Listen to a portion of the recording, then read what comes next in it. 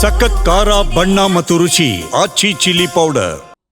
ದೇಶದಲ್ಲಿಯೇ ಮೊದಲ ಬಾರಿಗೆ ಅಂತಾರಾಷ್ಟ್ರೀಯ ಪ್ರಾಣಿಗಳ ವಿನಿಮಯ ಯೋಜನೆ ಅಡಿಯಲ್ಲಿ ಬನ್ನೇರುಘಟ್ಟ ಜೈವಿಕ ಉದ್ಯಾನವನಕ್ಕೆ 8 ಕಪ್ಪು ಟೋಪಿಯ ಕೋತಿಗಳು ವಿಮಾನದ ಮೂಲಕ ಆಗಮಿಸಿವೆ. ಇನ್ನು ಹಲವು ಪ್ರಾಣಿಗಳು ವಿದೇಶಿ ವಿನಿಮಯದಾಡಿ ಬನ್ನೇರುಘಟ್ಟ ಪಾರ್ಕ್ಗೆ ಬರಲಿದ್ದು, ಹೊಸ ವರ್ಷಕ್ಕೆ ಮುನ್ನವೇ 8 ಕ್ಯಾಪುಚಿನ್ ಕೋತಿಗಳು ಬೆಂಗಳೂರಿಗೆ ಬಂದಿಳಿದಿದ್ದು, ಆ ಕುರಿತ ವಿವರ ಇಲ್ಲಿದೆ ನೋಡಿ.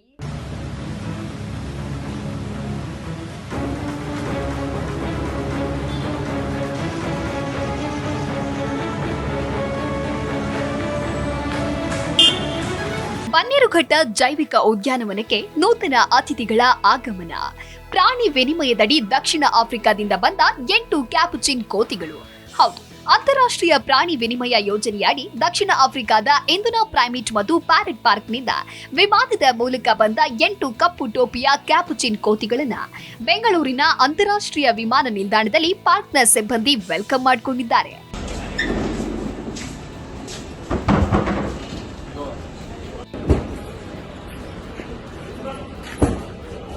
ಇನ್ನು 4 ಗಂಡು ಮತ್ತು 4 ಹೆಣ್ಣು ಸೇರಿದಂತೆ ಒಟ್ಟು 8 ಕ್ಯಾಪುಚಿನ್ ಕೋತಿಗಳನ್ನ ದಕ್ಷಿಣ ಆಫ್ರಿಕಾದಿಂದ ದೇಶದಲ್ಲೇ ಮೊದಲ ಬಾರಿಗೆ ವಿದೇಶಿ ವಿನಿಮಯದ ಅಡಿ ಬನ್ನೇರುಘಟ್ಟ ಬಯೋಲಾಜಿಕಲ್ ಪಾರ್ಕ್ಗೆ ತರಿಸಿದ್ದಾರೆ.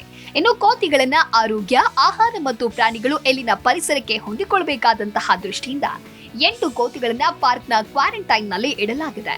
ಸಂಪೂರ್ಣ ಆರೋಗ್ಯ ಪರಿಶೀಲನೆಯ ಬಳಿಕ ಸಾರ್ವಜನಿಕ ಪ್ರದರ್ಶನಕ್ಕೆ ಇಡಲಾಗುತ್ತೆ.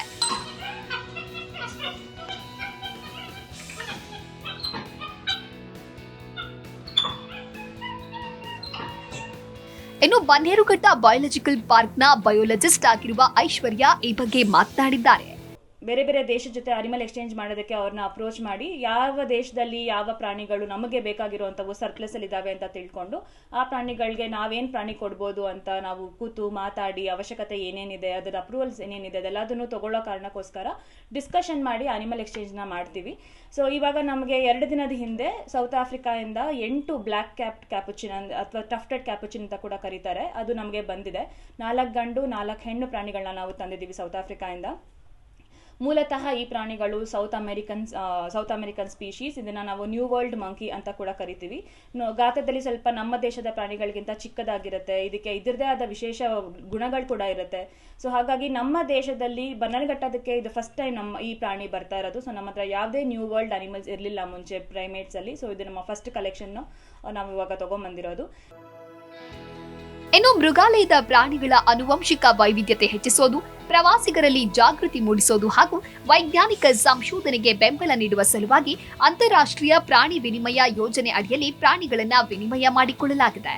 ಮೂಲತಃ ಸೌತ್ ಅಮೆರಿಕನ್ಸ್ ಪ್ರಭೇದದ ಈ ಕೋತಿಗಳನ್ನ ಟಫ್ಟೆಡ್ ಮಂಕಿ ಎಂದು ಕರೆಯಲಾಗುತ್ತೆ. ಈ ಕೋತಿಗಳಿಗೆ ಇವುಗಳದ್ದೇ ಆದ ವಿಶೇಷ ಗುಣಗಳಿದ್ದು, ನಮ್ಮ ದೇಶದಲ್ಲೇ ಬನ್ನೇರುಘಟ್ಟ ಪಾರ್ಕ್ಗೆ ಇವು ಮೊದಲ ಬಾರಿಗೆ ಆಗಮಿಸಿವೆ.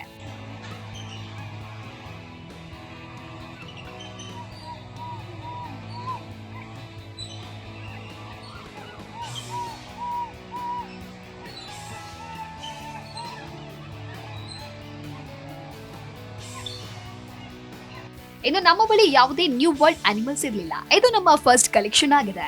ಕ್ವಾರಂಟೈನ್ ಫೆಸಿಲಿಟಿಯಲ್ಲಿ ಪ್ರಾಣಿಗಳನ್ನ ಇರಿಸಲಾಗಿದೆ. ಬೇರೆ ದೇಶದಲ್ಲಿರುವ ಕಾಯಿಲೆ ನಮ್ಮ ದೇಶಕ್ಕೆ ಹರಡಬಾರದು ಅಂತ ಕ್ವಾರಂಟೈನ್ ನಲ್ಲಿ ಇರಿಸಲಾಗಿದೆ. ನಮ್ಮ ಪರಿಸರಕ್ಕೆ ಹೊಂದಿಕೊಳ್ಳಲು ರೂಢಿ ಮಾಡಿಸಲಾಗುತ್ತೆ. ಆಹಾರ ಪದ್ಧತಿಯನ್ನ ರೂಢಿ ಮಾಡಿಸಲಾಗ್ತಾ ಇದೆ. 1.5-2 ತಿಂಗಳ ನಂತರ ಪ್ರವಾಸಿಗರ ವೀಕ್ಷಣೆಗೆ ಇಡಲಾಗುತ್ತೆ ಅಂತ ಬನ್ನೇರುಘಟ್ಟ ಬಯೋಲಾಜಿಕಲ್ ಪಾರ್ಕ್ನ ಬಯೋಲಜಿಸ್ಟ್ ಐಶ್ವರ್ಯ ಹೇಳಿದ್ದಾರೆ. ಬೇರೆ ದೇಶದಿಂದ ಬರೋ ಪ್ರಾಣಿಗಳಿಗೆ ಆ ದೇಶದಲ್ಲಿರೋ ಯಾವುದಾದ್ರೂ ಕಾಯಿಲೆ ನಮ್ಮ ದೇಶಕ್ಕೆ ಹರಡಬಾರದು ಅನ್ನೋ ಕಾರಣಕ್ಕೆ ನಾವು ಅದನ್ನು ಕ್ವಾರಂಟೈನಲ್ಲಿ ಇಡ್ತೀವಿ.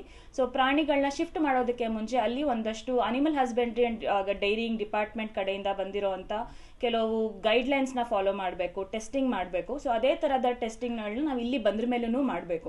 ಸೊ ಪ್ರಾಣಿಗಳು ಎಲ್ಲ ಗುಣಮುಖ ಆಗಿದ್ದಾವೆ, ಯಾವುದೇ ರೀತಿಯಾದ ಕಾಯಿಲೆಗಳು ಅದರಲ್ಲಿ ಇಲ್ಲ ಅಂತ ನಮಗೆ ಕ್ಲಿಯರಿಂಗ್ ಸಿಕ್ಕಿದ್ರ ಮೇಲೆ ಅನಿಮಲ್ ಹಸ್ಬೆಂಡ್ರಿ ಡಿಪಾರ್ಟ್ಮೆಂಟ್ನಿಂದ ಅದಾದ್ರ ಮೇಲೆ ಮಾತ್ರ ನಾವು ಅದನ್ನು ಕ್ವಾರಂಟೈನ್ ಫೆಸಿಲಿಟಿಯಿಂದ ಹೊರಗೆ ತರಕ್ಕೆ ಸಾಧ್ಯ. ಸೊ ಹಾಗಾಗಿ ಈಗ ಸದ್ಯಕ್ಕೆ ನಾವು ಅದನ್ನು ಕ್ವಾರಂಟೈನ್ ಫೆಸಿಲಿಟಿನಲ್ಲಿ ಇಟ್ಟಿದ್ದೀವಿ. ಸುಮಾರು 1-1.5 ತಿಂಗಳಷ್ಟು ನಾವು ಕ್ವಾರಂಟೈನಲ್ಲಿ ಇಡಲೇಬೇಕು, ಮ್ಯಾಂಡೇಟರಿ ರೂಲ್ ಅದು. ನಾವು ಅದಾದ್ರ ಮೇಲೆ ನಿಧಾನವಾಗಿ ಪ್ರಾಣಿಗಳು ಈ ಜಾಗಕ್ಕೆ ಹೊಂದಿಕೊಂಡ ಮೇಲೆ ಇಲ್ಲಿ ಕೊಡುವಂತ ಆಹಾರ ಅಥವಾ ಇಲ್ಲಿನ ಪರಿಸರಕ್ಕೆ ಅಭ್ಯಾಸ ಆದ ಮೇಲೆ ನಿಧಾನಕ್ಕೆ ನಾವು ಅದನ್ನ ಪಬ್ಲಿಕ್ ಡಿಸ್ಪ್ಲೇ ಕೂಡ ಬಿಡ್ತೀವಿ. ಒಟ್ಟಲ್ಲಿ ಹೊಸ ವರ್ಷಕ್ಕೂ ಮುನ್ನವೇ ಬನ್ನೀರುಘಟ್ಟ ಪಾರ್ಕ್ಗೆ ಹೊಸ ಅತಿಥಿಗಳ ಆಗಮನವಾಗಿದ್ದು ಒಂದ್ ರೀತಿ ಹೊಸ ವರ್ಷದ ವಾತಾವರಣದ ಕಳೆ ಕಟ್ಟಿದಂತಾಗಿದ್ದು ಪ್ರವಾಸಿಗರು ಇವುಗಳ ವೀಕ್ಷಣೆಗೆ ಇನ್ನು ಕೆಲವು ದಿನಗಳ ಕಾಲ ಕಾಯಬೇಕಿದೆ. ಇನ್ನು ಪಾರ್ಕ್ನ ಆಡಳಿತ ಮಂಡಳಿ ಕ್ವಾರಂಟೈನ್ನಿಂದ ಕೋತಿಗಳನ್ನ ಪ್ರವಾಸಿಗರ ವೀಕ್ಷಣೆಗೆ ಇಟ್ಟ ನಂತರ ಪ್ರವಾಸಿಗರ ರೆಸ್ಪಾನ್ಸ್ ಹೇಗಿರುತ್ತೆ ಅಂತ ಕಾದು ನೋಡಬೇಕಿದೆ. ಮೂರ್ತಿ ಸಿ, ಜೀ ಕನ್ನಡ ನ್ಯೂಸ್, ಆನೇಕಲ್.